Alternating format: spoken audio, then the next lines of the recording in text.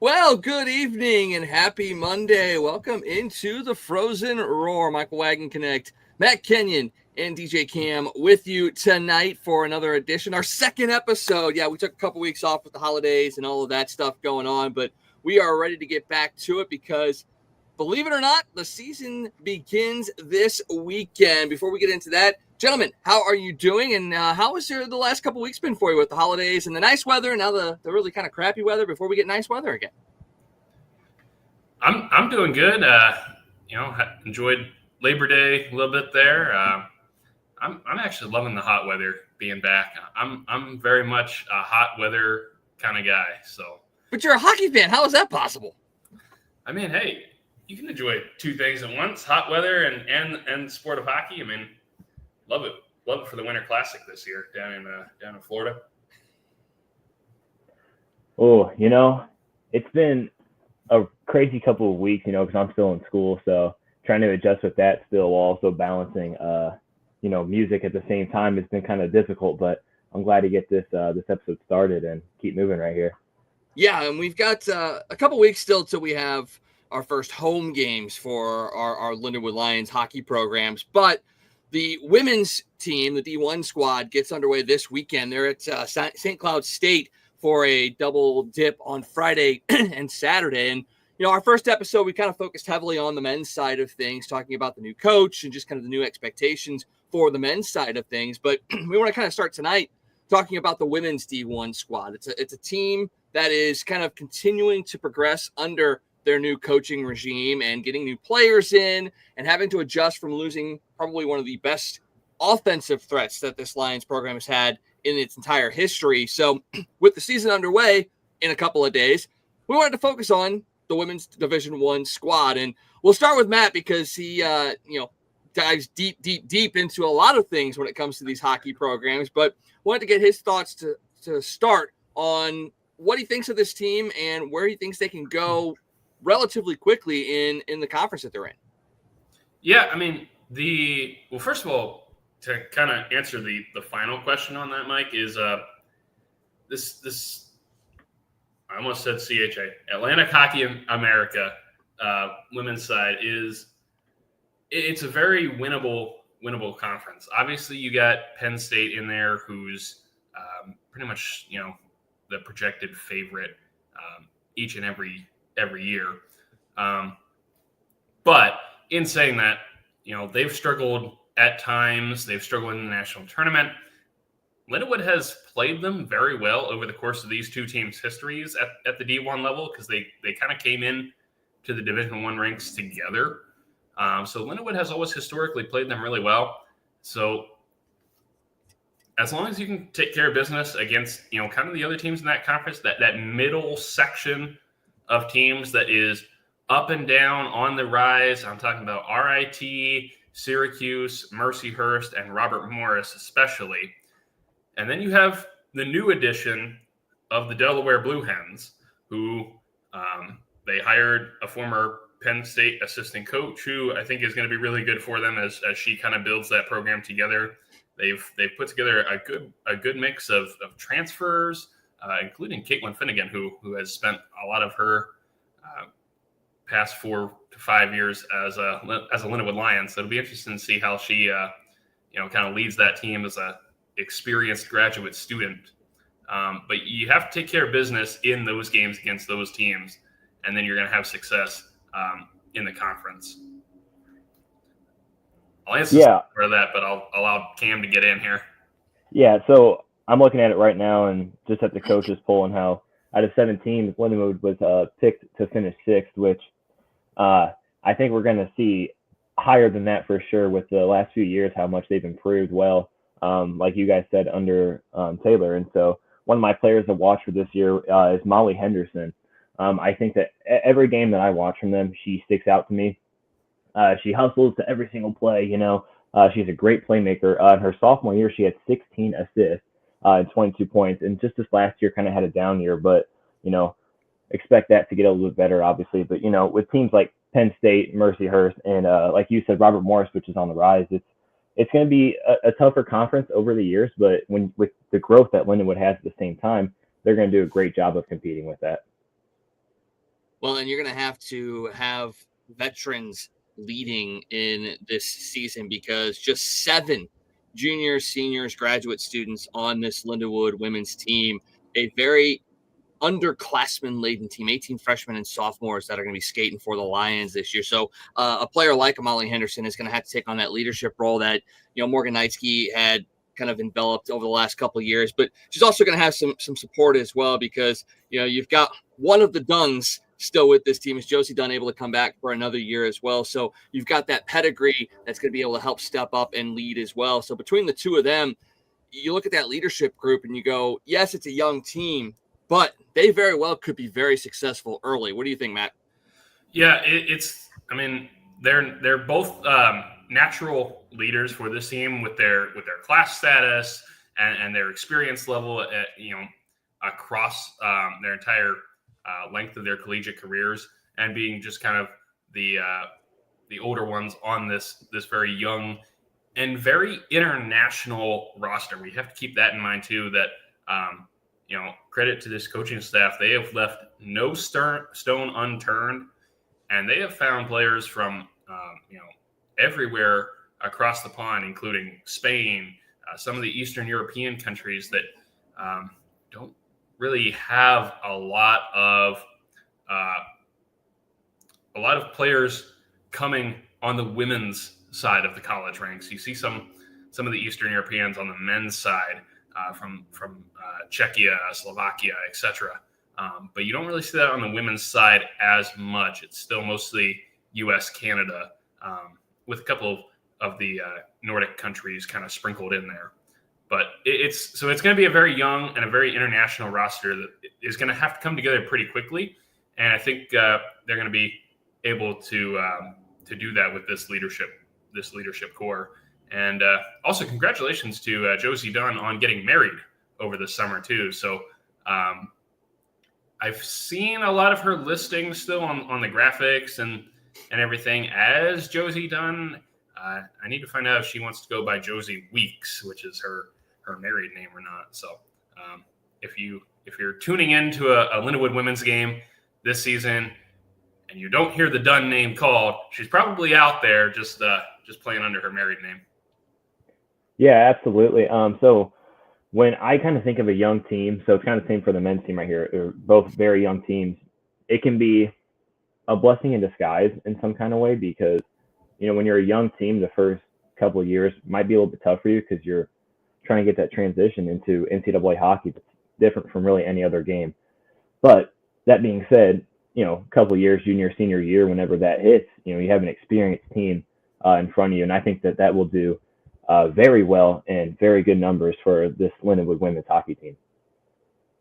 Well, and for Taylor, this will be her 3rd year as well with the program. So, my sister played volleyball for Lindenwood back in the late 2010s, early 2020s, and she had to go through a coaching change. And the mindset that I made sure to push on her was, you've got to embrace what the new leadership is bringing in, but at the same time, they're going to be bringing in their own players as well. So you kind of have to balance that. And that's what the last kind of 2 years has been balancing what's already there, because you can't just bring in a whole new team if you bring in a whole new coaching staff, but you're also sprinkling in your type of players into it. Well, here in year 3, this is going to be more of that 75-25 in favor of her players being there. Not to say that she discredits the players that were there before. Obviously, they played well, and they gelled as a team. But this is the year where things really start to form under a new coach's leadership. And for both of you guys being able to see them kind of out on the ice practicing, what have you noticed this year that maybe last year was different and changing the expectations going forward based off of the new players coming in are more so hers than in a previous regime? I think it's going to be better for them right now because in the 3rd year, so you're right, the 75-25 is going to be on her side. But the thing is with that is that you still have to teach some of these kids a new system. Even though you're bringing them in under your wing, they're still going to have to learn your system, which can be kind of hard, because that can change from coach to coach. They brought in an assistant coach this year too. So that might not have too much of an impact on it. But at the same time, it's a new person, it's a new vibe in the locker room. So I think it's going to be pretty exciting to see where they go from here. Yeah, I think, to put it, bluntly, I think we have to say everybody around this program, I think, knows that last year was not a year they wanted to have. Obviously, year one under Taylor, they come in, they have a fantastic season. She sets the program wins record. Everything's looking, as if it's going to keep rising up and up. And then last year kind of comes around and there's a sophomore slump. And especially, Mike, I know we said it on a couple of broadcasts that there were some games, the Lions, they deserved a better fate than what they got, especially in first games of series. Mm-hmm. That was a big key last season is I don't think until late in the year they won on a Friday night. Last week, last series of the year against Robert Morris. Yeah. Who is a team that's rebuilding themselves still after, they went through some upheaval with their entire hockey program a few seasons ago. So that's going to be a big key is number one, getting off to a good start in your series each and every week. But overall, from what I've seen, and talking with people around the program, they're very motivated. They're very hungry. They're very, willing to prove that last year was kind of a fluke, that they are, a team that should be, quite frankly, taken more seriously around the league. I don't think they're very happy with being picked, fifth in the Atlantic Hockey America poll, just above Delaware, who is only there because they have no history. That's kind of how those polls work. So I think a lot of that is kind of bulletin board material for this roster and this coaching staff. I think they're going to use that as kind of fuel going into the season and going into this series with St. Cloud State. Well, let's take a little bit of a look at this St. Cloud State team as well. I mean, it's a program that was, when they played them last year, ranked number 11 in the country. So it was a top 25 program. They had a couple of decent games against them. I mean, you look at the score lines and, it was a 4-0 loss on night one and a 6-2 loss on night two. So not blowouts or anything of that nature.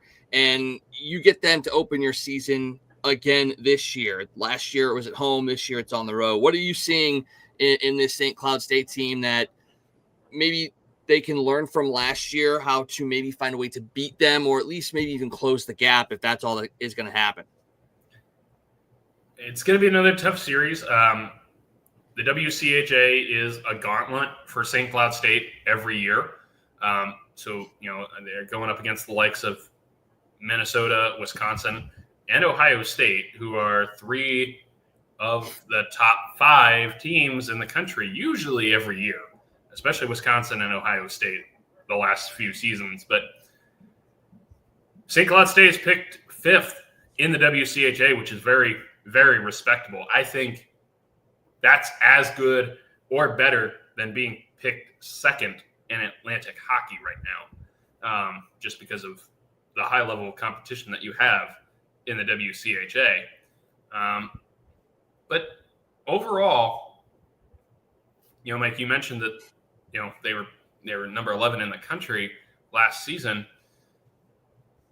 I think they're, it's kind of what I said about the CHA and looking at it from a conference perspective.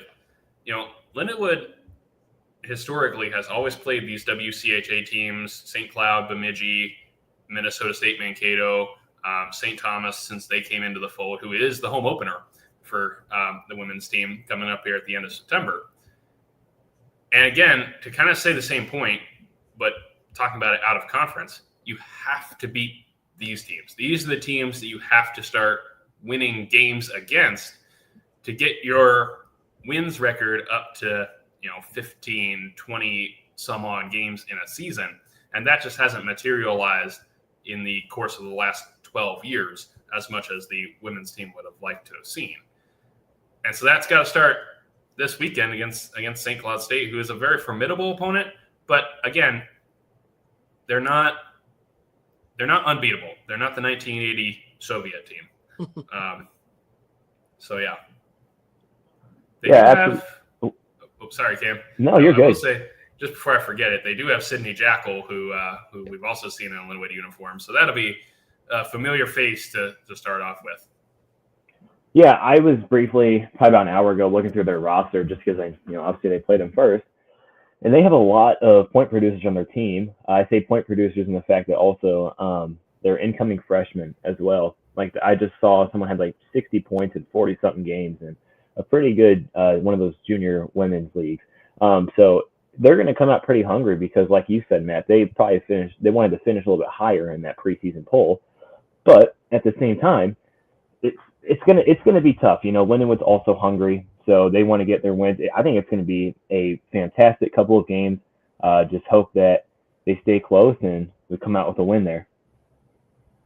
Yeah, and talking about that conference that they're in, I mean, it seemed like when we were calling the Minnesota State games, Matt, that you looked at the standings and like every single team in the standings were ranked.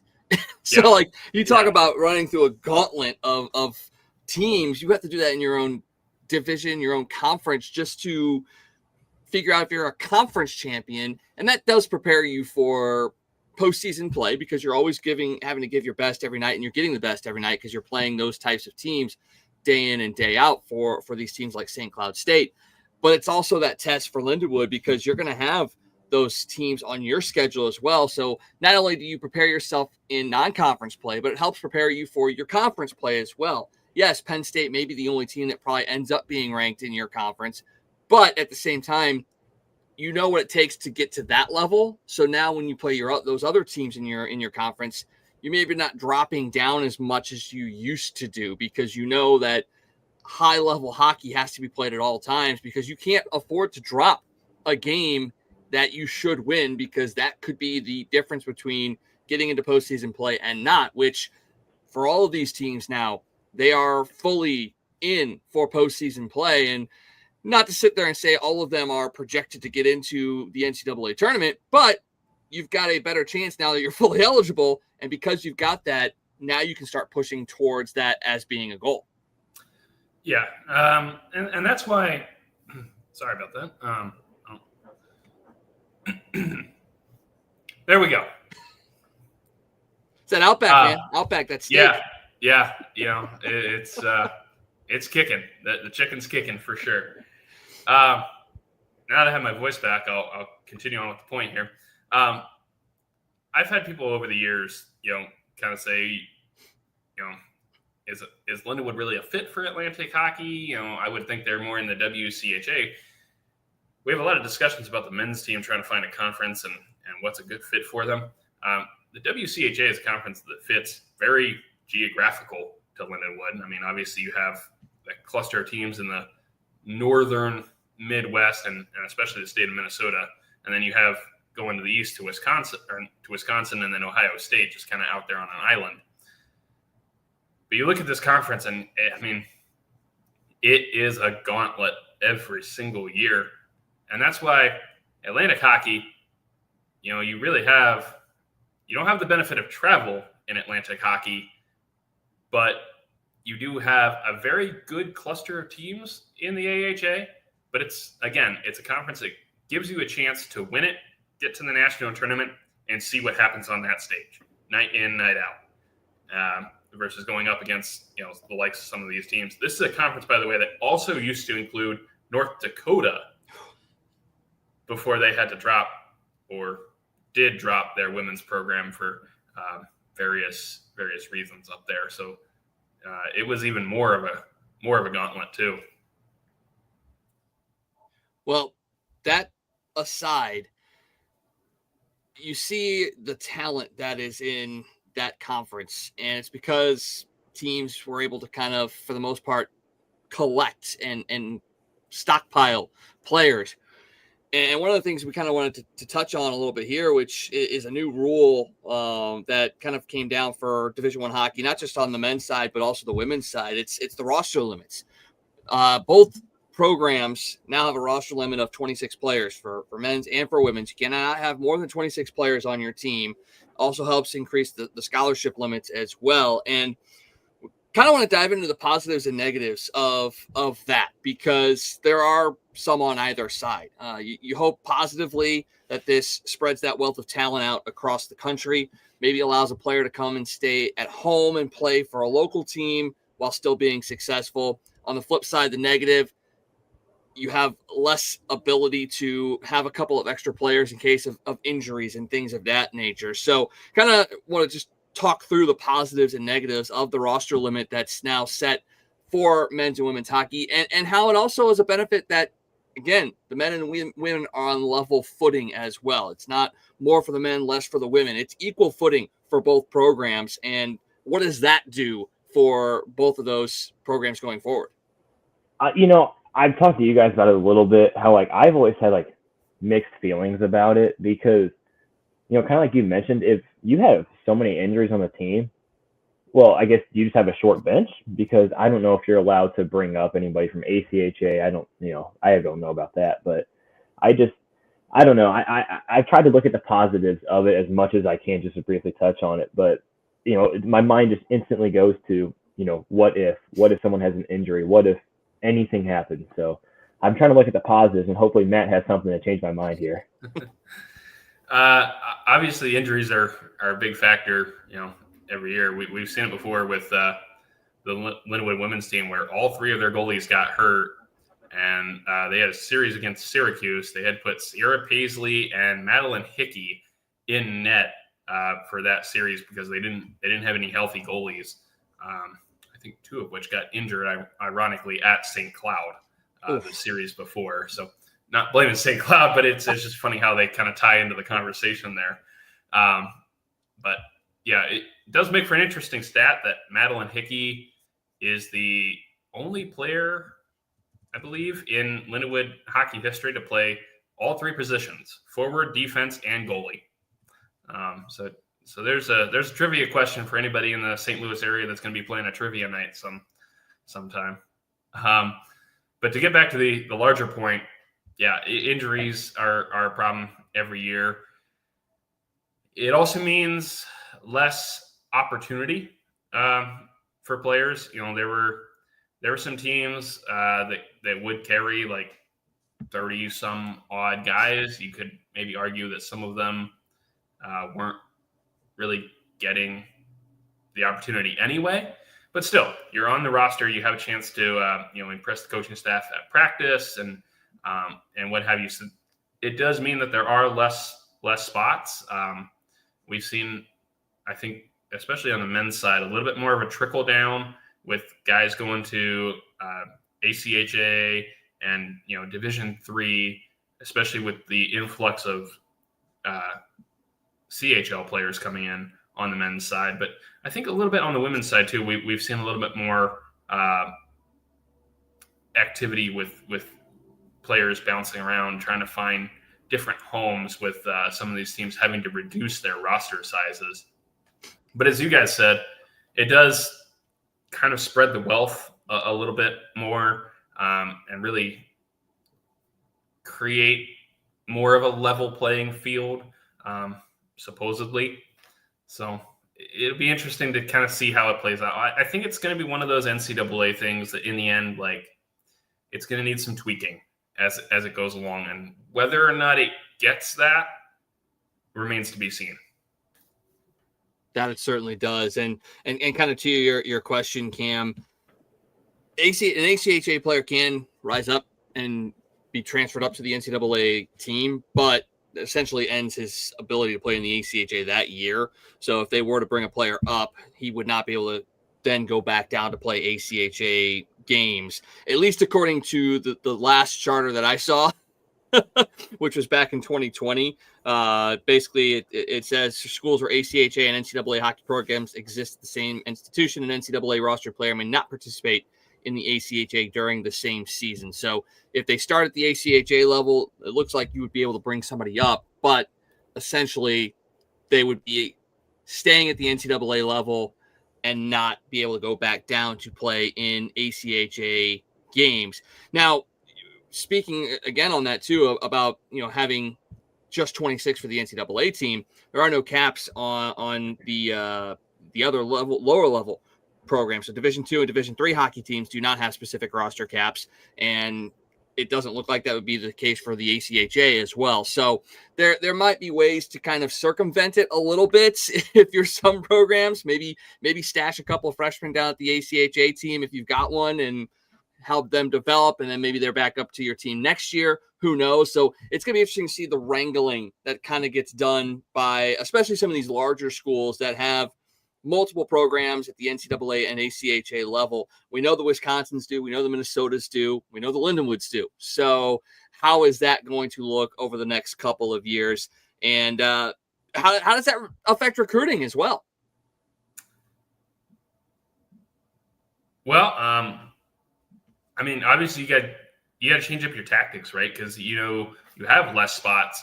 So I'm trying to think of the right word to say, but you have to make each and every spot that you fill count a lot more, and especially again to kind of throw it to the men's side a little bit more,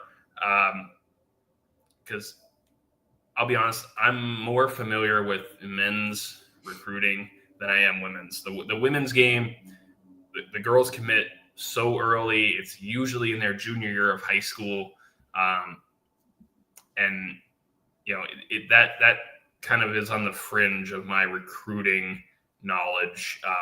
So on the men's side too, with the CHL guys coming in, I have read too that if they decide to go back to play in juniors, you cannot fill that spot until I believe it's the next semester, maybe even next year. I saw there was a discussion on Twitter with some college hockey media that I saw the other day, so I have to kind of refresh my brain on that. But it was either that you cannot fill that spot. Like if a guy leaves in November and says, "Hey, college hockey isn't really working out for me. I'm going to go back to my CHL team." You can't bring in a guy to replace him like you could before, which we've seen teams do. They'll get some injuries and add a guy into some late start classes that start in November. So that's going to be a big thing to watch too, because there are going to be some CHL players, and there were some that arrived on campuses in August and have gone back to their junior teams. They were able to be replaced because school hadn't started yet, thankfully for some of these teams. But there's going to be some movement, I think, still where that's going to come into play. And I guarantee that'll be changed when all the coaches meet in Naples, Florida next April. Because there's going to be guys that come out of the CHL and find that's a better situation for them, where they're playing 70 some odd games a year instead of college where you're only playing about 34 2 nights a week, but you have more practice time, and then you have to balance being a student athlete on top of that. So there's going to be different guys that find that, maybe college isn't the route for them. Maybe the CHL is. And that's the beauty of having the two different development models. I've always kind of said, even when, McCall left, that if you commit to a team, you commit to a team. If you're committing for one odd reason that who knows what can happen to it in your 4-year stay, why commit? Go somewhere that's a better fit for you. And I know things can change. Coaches can change. I think that that's a respectable reason to maybe, question leaving a program. So I get it on that side. But I've always just been big that if you commit to a program, you commit to the program. It says it in their Instagram post and in their Twitter post. I'm committed to Lindenwood. Not that I'm committed to the facility or whatever it is that they're committed for. So that's just been my kind of deal with that. Yeah, it's an interesting world that we live in with collegiate sports, especially now with the NIL packages that are being put out there and all of that. I mean, I remember, and Cam, you're too young to remember this because this is back in the 90s, where, basically if a guy wanted to transfer, he had to sit a year. So you essentially had to make a decision of, okay, if I want to leave here, I know I'm not playing for a year, and then I get a chance to go.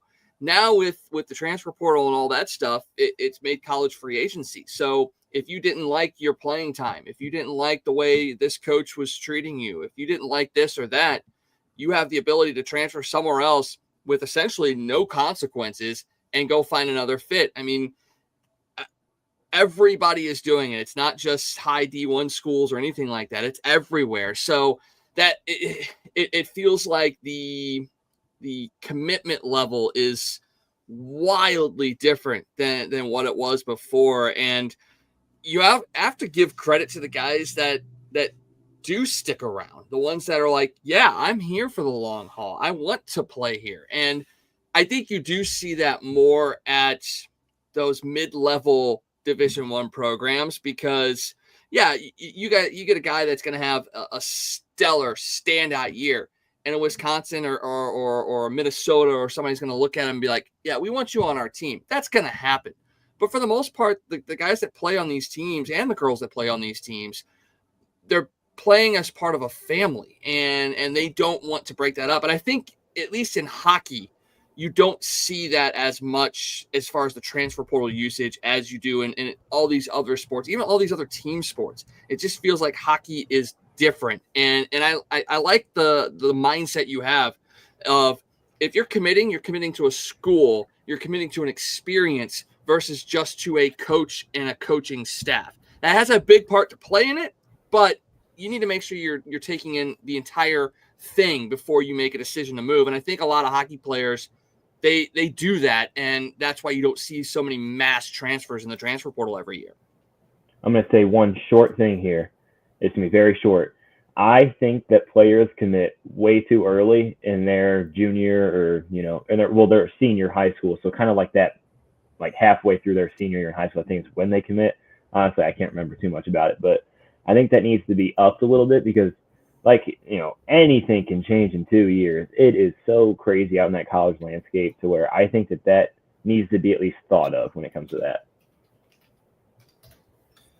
It's a door that's been opened for all sports that, again, I don't think it's really gonna close.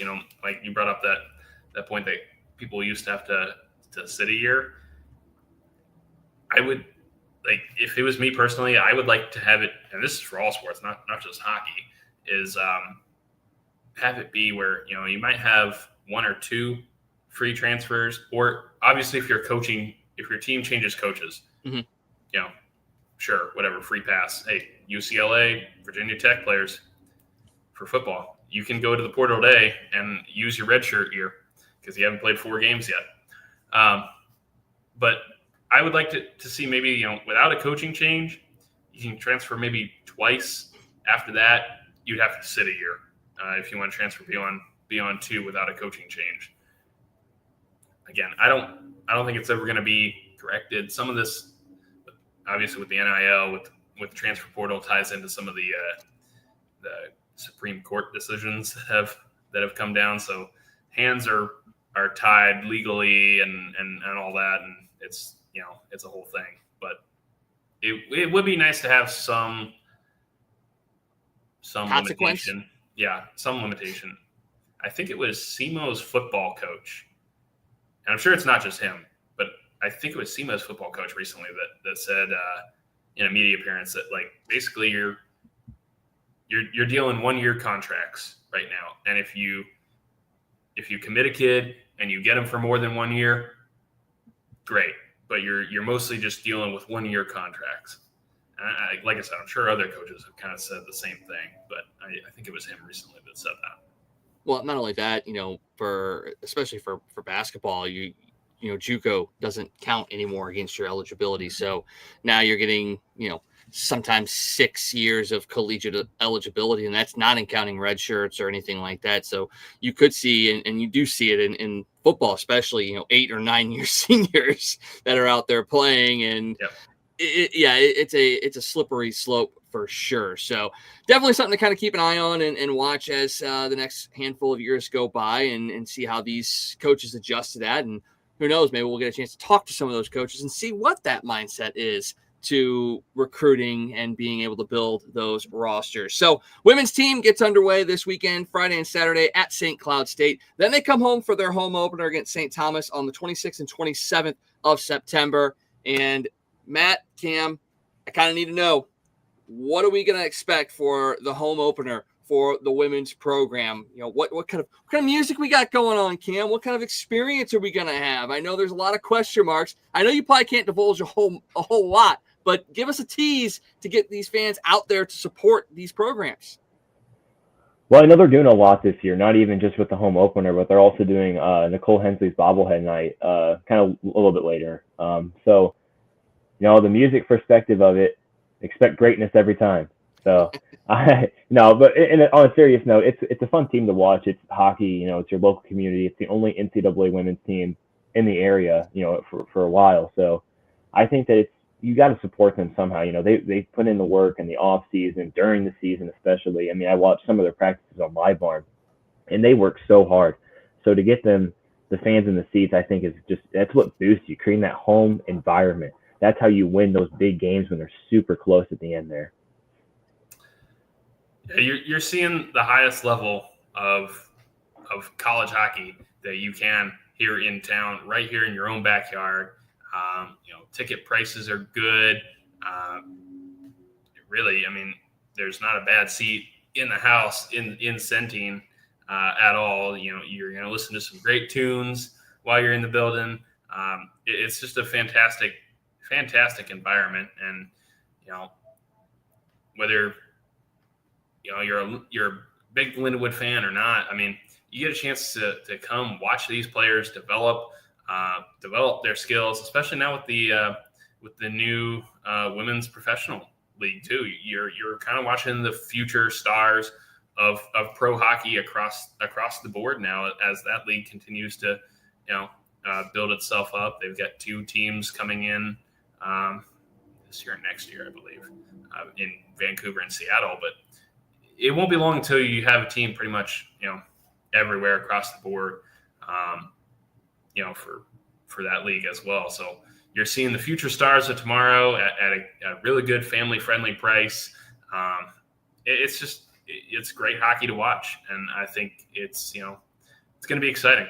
And St. Thomas, for the women's home opener, is a team in transition. They've had a coaching change here in the last few months, so they're going to be a team that's kind of going through the same thing that Lindenwood has for different reasons. They're out to prove themselves to a new head coach. They're excited to open a brand new arena this season up there, so they're going to be ready to get business done on the road before going home to have a nice party there at the opening of Lee and Penny Anderson Arena, I believe it's called. Which is going to be a beautiful home for college hockey. But yeah, it's an exciting set of games to see, and hopefully we can get a lot of people out there to see them. Yeah, that Nicole Hensley bobblehead night will be October 11th, the second game against Merrimack College. So get out there and you get to see one of those stars of the PWHL in Nicole Hensley. I mean, she is a prime example of what you can accomplish playing here and continuing to grow and develop, an Olympic gold medalist, an Olympic national team member. She's now won 2 championships in the PWHL as well. So you're potentially seeing not just one, but multiple players that eventually will make it to that league. And who knows, maybe by the time they graduate college, St. Louis will have one of those teams, and they will stick around and play for that team as well. So, get in on the ground floor. And with the rise of women's sports over the last couple of years as well, it's another big moment to not only bring out just, the younger female players that are playing, but just bring every young player out to watch them because, again, not to make it personal, but I have a niece that plays hockey. She's a goalie on an all-boys team, and those boys absolutely, lift her up every time. They're excited to play, have her in net, all of that stuff, and that's what needs to be built is that teamwork, that camaraderie between players. It doesn't matter, male or female. It's players, and they're bringing that up. And yes, eventually she will, divulge and go to play on a women's team and all of that as well. But you want to start that early, and this is another way to do that. Bring everybody out to see both the men's and women's programs play because it's exciting hockey, and everybody's going to have fun when they go to see these games because they're exciting, and you're seeing big name programs. For the women's side, yeah, Syracuse is coming in. You got Bemidji State. You got RIT and Penn State coming in, and then we'll flip over and we'll talk about the men's team because they've got two of the biggest programs in college hockey coming in this year in Wisconsin and Denver. So that's the thing. You're seeing high-level hockey not just from your own program, but from other programs coming in as well. Yeah, that Wisconsin series is going to be an interesting one. I'm sure they're looking for a little bit of revenge after that split to start the year against Lindenwood last season, and that set them back in the rankings. They never got back into the top 15 conversation. I think they got back as high as 17 at one point. But you're talking about a team that is ranked inside the top 10 to start that season last year, and then just that one loss against Lindenwood set them back. So they're going to be looking for some revenge in that one. That'll be a fun, rough and tumble series to call, I'm expecting too.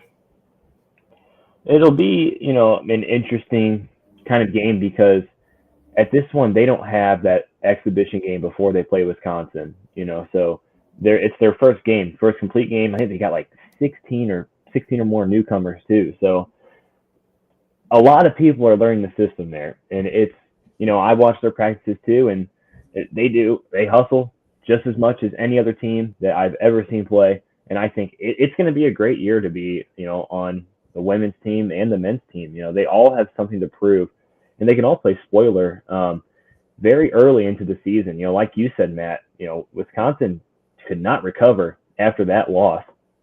So do it again, I say. Wisconsin brought in a pretty good freshman class. Obviously with the Big Ten, that's a big recruiting tool.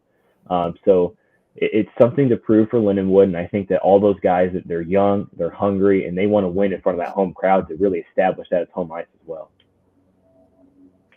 And that's the thing you need. You need the home crowd. You need fans in the stands to make it an environment. Something we saw in year one of this Division I journey was the first handful of games, packed houses and fans just going nuts. You saw the support for it. It needs to be like that again this year and really showcase to the players why this is a destination. You've got a coach that is a builder that's going to try to bring in guys for the long haul. He wants to build something here. He has his family here, and he wants them to be a part of it. He wants everybody to be a part of it. And the thing that struck me when going back to Keith Fisher's press conference, and I think we touched on this on the first show, it's just the camaraderie of the coaches from all athletics. Every coach, for the most part, from different athletics teams were at that press conference when he was introduced. So you're starting to see that community being built. And yes, right now it may be smaller with it just being kind of the athletics program around it. But if you can get the athletics around it, if you can start to get the colleges that are a part of Lindenwood a part of that as well, and you start seeing professors, and then you start seeing students coming out to these games, that's where it's going to start building that community feel to it. And I know it's difficult because it's a community school. I mean, the on-campus housing is shrinking a little bit. While the college is still growing, its on-campus group is shrinking a little bit. So it's harder to get students to go to the games. But if you have alumni and staff and faculty and all that starting to go, that will start to fill things up. And now you've got maybe partnering with high school programs. And I know in the fall and in the winter, the high school programs, club programs are all going on playing games as well. But not every program plays on the same night every night. So figuring out ways to bring in those programs for those games is going to be key as well for the program. So we'll see how that goes. And they're not the only two programs that Lindenwood has that you need to fill the stands for, too. You've got a national championship men's ACHA program. You've got a women's ACHA program that has had a couple of stars over the last handful of years, but they're in a little bit of a rebuilding process as well. So there's plenty of opportunities to get out and see good hockey under the Lindenwood banner. Yeah, and really, I mean, you can apply that across the board to sports campus wide. I mean, you have a football team that's coming home after 3 weeks on the road here this upcoming Saturday. Looking to take on Stony Brook, and I know they're looking to fill Hunter Stadium for that one. And I mean, just to swing things to the hockey side too, like, and kind of compare it with football here, is if you're new to Division I college hockey as a fan, you might look at Lindenwood hosting some of these games just off the schedule and saying, Denver, Wisconsin, Penn State, this is going to be like, why would I go watch that? It's going to be like these teams that go play money games in, football and just, they come out with a nice bag of cash to take to the bank, but they're not going to be competitive on the scoreboard side. Well, college hockey is very different. You only got 60 some odd teams on the men's side, less on the women's side too. So it's definitely more of a sport that anybody can beat anybody on a given night, as we just referenced with that win against Wisconsin, last season. And I mean, there have been others. Lindenwood was very competitive. If Mike, we talked about it, I remember, because you were on the broadcast with me against Ohio State when we hosted them last season. If there was another 2 minutes left in that third period, I think that game would have been tied and headed into overtime. And I mean, because the Lions were just making a fantastic push. And I went back and watched the recording I have of that broadcast, and I was like, man, not only were me and Mike on our A game, but man, that third period, I was like, that's again, if there were 2 minutes left, that game would have been tied. I'm telling you right now. But I mean, yeah, and then looking at, again, Lindenwood football just went on the road. They projected to lose by 30 to FBS Appalachian State, and they came home. I mean, they lost the game, but 20-13. I mean, that's a hell of a road game played, on 2 consecutive weekends for Lindenwood. That, like, I mean, they deserve the support too. You got championship OVC women's soccer team, championship OVC women's volleyball team. So I think it was Jason Coomer who was on a radio interview for football. And they asked him, about coming out and supporting. In the case of football, he said, "Hey, look, we're obviously looking for our students. We're looking for, our Lindenwood community, our St. Charles, St. Louis community, to come out and support us." And he said something to the effect of, like, we know there's a lot of people that maybe aren't necessarily fans of Lindenwood. That's not maybe their first college team of choice. There's Mizzou fans, there's Illinois fans, there's Missouri State fans. It's okay to be fans of those teams too, but hey, come see, Division I athletics in your own backyard that maybe you don't have to travel, 2 hours down the road to go see. So I think that was a great way to put it when they asked him about this. And I mean, yeah, there's tons of teams across campus that deserve your support, and definitely 4 off campus that really do over at Centene. I encourage people to kind of keep it brief, to do your research a little bit on, like, some of these teams. I'm not talking about the roster. I'm talking about the games they've played, the records they've broken at such a young, we're going to our 4th year as NCAA. So do your research. I mean, look at the OVC champions we've had already, and all the teams that the hockey team has beat, that basketball has beat, and they've kept close games against all these top recruits that are probably going to play their professional teams and play in year 1 there. So I think that a way for people to understand that is as simple as doing your research. Look at these teams, look at everything they've done, and look at the growth in just a 4-year span in the NCAA.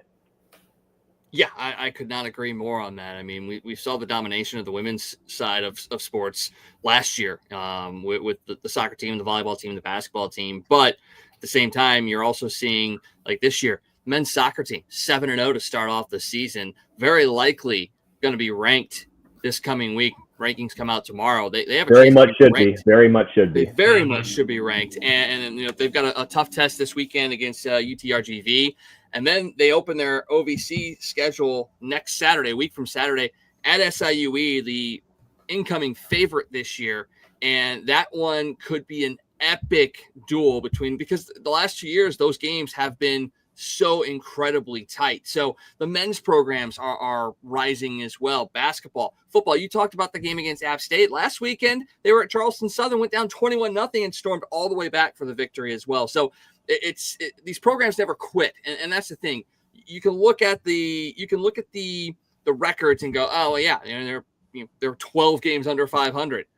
But look at the games themselves. Look how close they were. Look at the competition, those sorts of things. And then just bringing it back to hockey, look at what Morgan Knightsky did for this women's program. One of the top scorers, not in her conference, in all of NCAA hockey. So to sit there and say you had that on your team with a team that was going through a coaching change, maybe didn't necessarily have the highest quality of players in certain aspects, in certain instances, but still had the most prolific goal scorer in NCAA history over the last handful of years. That's what is being put out there. And without the fan support, we may not be able to get that back. But if you go out and support these programs, now these players are going to see that, and they're going to want to either stay home to play or they're going to want to come here to play. And that is a huge, huge thing going forward. I talked a little bit about how much a home environment matters to a team at the very end of that game. And I think that's what really helped us against Ohio State in those last 2 minutes on the men's side, almost winning that game. But, the women's team is more of a solidified program. They've been around a little bit longer. So they have Nicole Hensley. They have this beautiful rink in Centene and all the locker room upgrades that they've done there too, which are pretty nice. So they have these recruiting tools, but it takes a crowd. And I don't think you have to play sports to understand that the crowd plays a huge factor in every single game. And so if you can bring that crowd out to those women's games, they're going to beat the teams like Penn State in the dire minutes of the game. And so I hope we can get that out this year.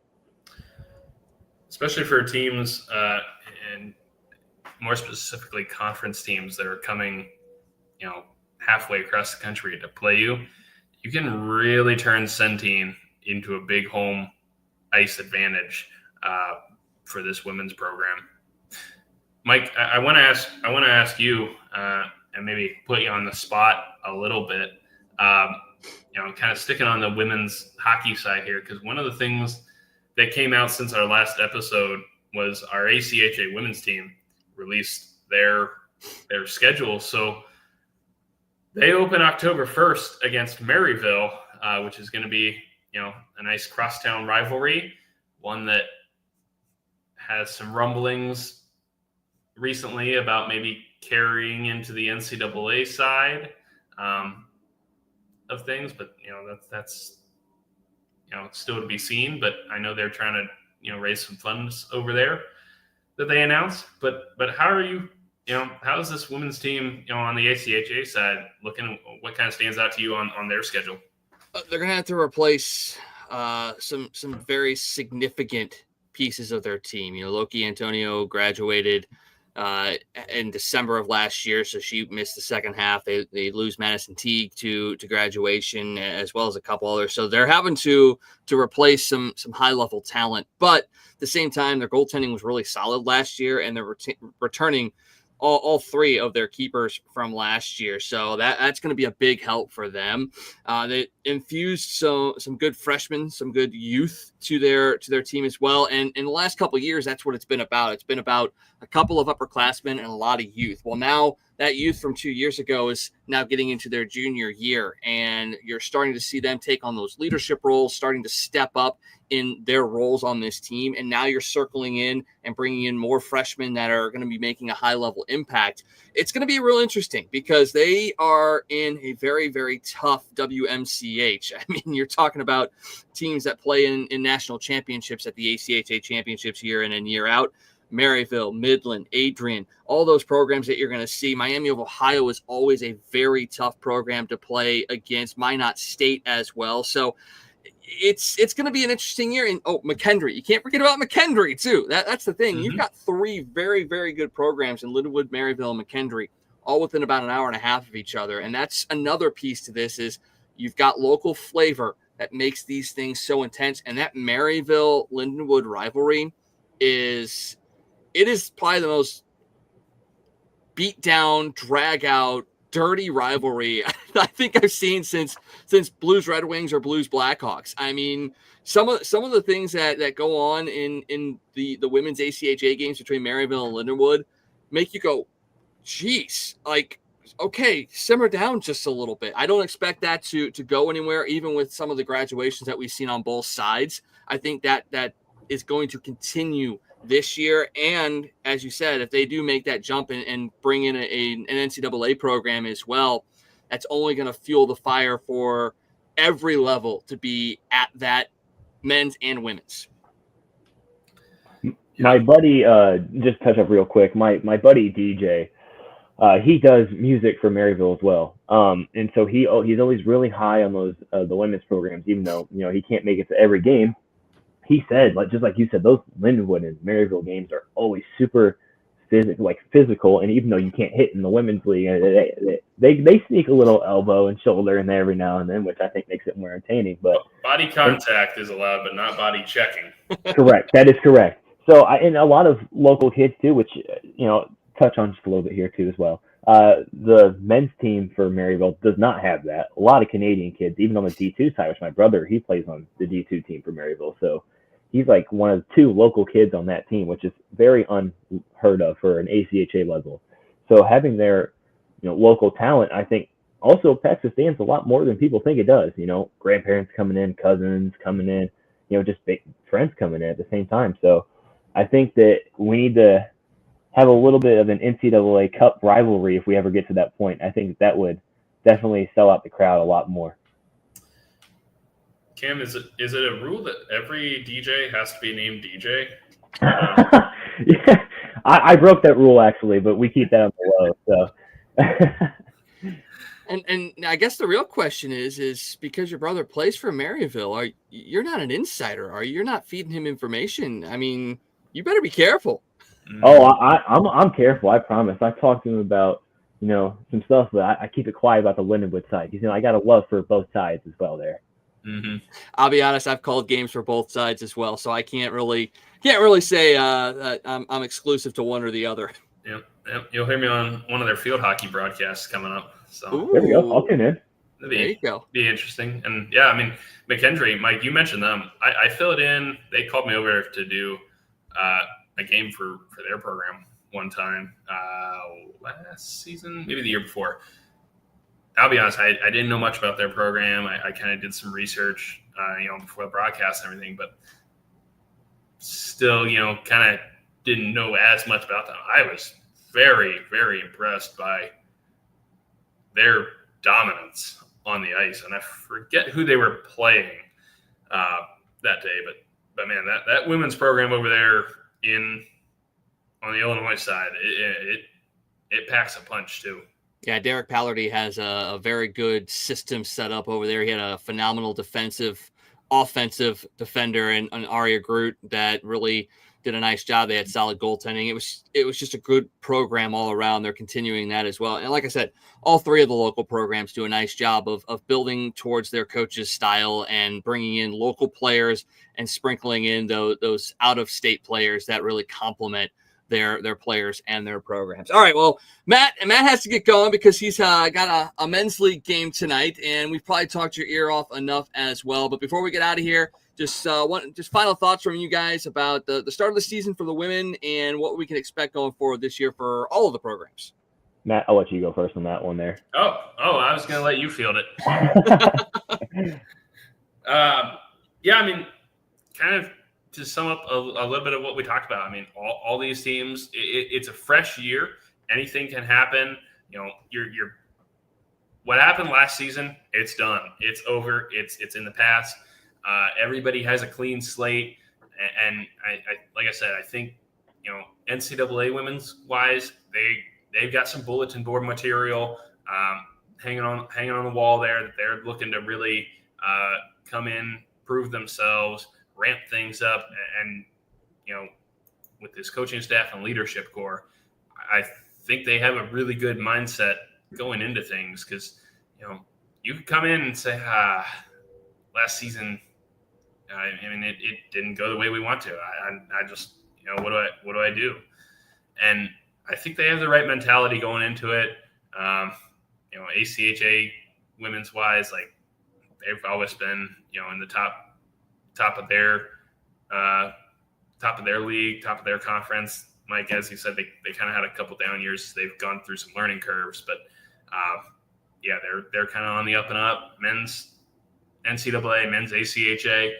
I think they're looking to pick up right where they left off. I know, the ACHA men's team has had some really intense practices going. They've been putting in the work, skating and doing everything. I mean, they're at a championship level. Men's NCAA, they're kind of coming together on their own, but I think they're not looking to lose any ground that they had gained last season. So it's all interesting to see. I think it's going to be a really interesting season, and I'm really happy, really excited to say we got Lindenwood Hockey starting this Friday. It's a common saying around that university. It's a great day to be a Lion, and I stay true to that every game, every event they have. And so, simple enough, just support your local team. And like I mentioned earlier, do your research. Look at how these teams have done, how they've grown recently. Buy into that now instead of, later when everybody else does at the same time. It's more fun to say I'm an OG instead of saying, oh, I just, got my season tickets this year. So come on out, support the teams. I'll be there. You guys will be there. Come say hi to us as well if you would like. Not much security back there, so it's not that hard to. But at the end of the day, it's a great place to be at Centene. It's a great arena. It's a great atmosphere, and hopefully we see more of that this year.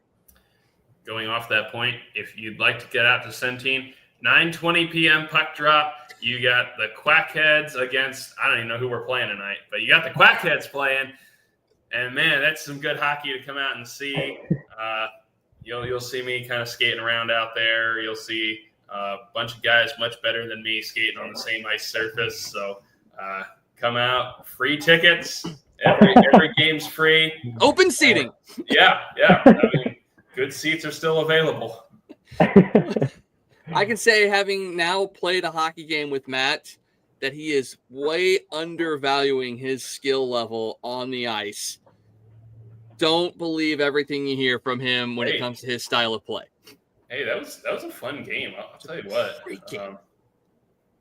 Couldn't get it done in the shootout, but man, you guys have now. I know why your team's won the championship. What, like the last 3 sessions? No. We've only won one, but we've been in the championship game 3 times. So really, I thought I saw 2 championship posters. No, we've only won one because we've had to go up against the Spartans team that has a collegiate goaltender in net, and they just kind of let him sit there, and we can't get anything by him. So yeah, there's that. That's a conversation for Centene Matt and not Frozen Roar Matt. Yeah. But hey, I'll tell you what, you were doing a good job on the forecheck that game that we played. I mean, you were getting in there in the corners, doing the dirty work, the areas that I don't go to. So I'm out of my game after David Backus, so I may not be as good as him, but I will get my hands dirty when I need to. Really? I heard he modeled his game after you. Oh, hey. Well, I'm missing a lot of millions of dollars then, so I mean, you get on that. Cam, we gotta get you out there to do the music for like Centene playoffs or Centene championship. Hey, I'm my schedule is a little bit more free than it was last year, and so I know it sounds crazy with all these games that we're having this year, but hey, if you ever need anybody, here's where I'm at right now at home. So I could make the travel out tonight if I wasn't feeling under the weather right now, though. So if we get back into the championship game in the fall winter session, we will stream the game on the internet through the group that I work with a broadcaster, and we'll bring Cam out to do music and make it a whole show. I mean, no one needs to know it's a Bronze C League championship game. It is a hockey championship game. So we'll put that one on the books tentatively for the end of the fall winter session and see how it goes. Matt, good luck tonight.